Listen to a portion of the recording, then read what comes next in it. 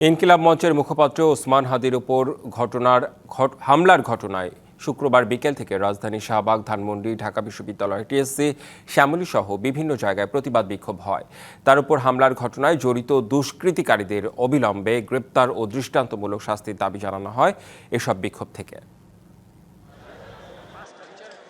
বৃহস্পতিবার সন্ধ্যায় তফসিল ঘোষণার একদিন পর শুক্রবার দুপুরে ঢাকা ৮ আসনের স্বতন্ত্র প্রার্থী ও ইনকিলাব মঞ্চের মুখপাত্র শরীফ ওসমান হাদিকে গুলি করে দুর্বৃত্তরা। এ ঘটনায় নিন্দার পাশাপাশি বিকাল থেকেই রাজধানীর বিভিন্ন স্থানে প্রতিবাদ জানিয়েছে হাদির কর্মী, সমর্থক সহ বিভিন্ন রাজনৈতিক দল ও সংগঠন। ঢাকা বিশ্ববিদ্যালয়ের টিএসসিতে বিক্ষোভ করেন তার সমর্থকরা।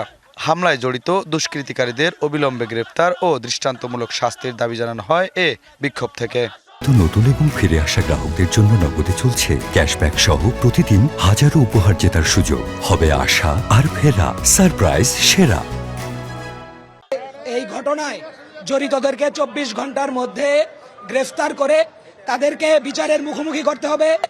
ইন্টারিমকে জনগণের জানমালের নিরাপত্তা নিশ্চিত করতে হবে।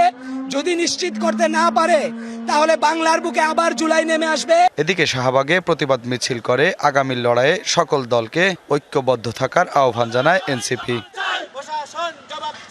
এছাড়া শ্যামলীতে মশাল মিছিল করে এ ঘটনার সুষ্ঠু বিচার চেয়ে প্রতিবাদ জানানো হয়।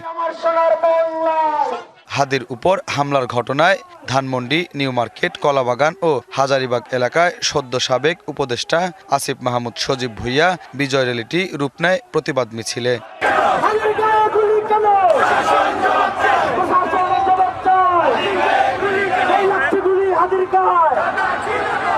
এদিকে রাতে রাজধানীর বাড্ডায় একটি বাসে আগুন দেওয়া হয়। শুভ খান, ডিবিসি নিউজ।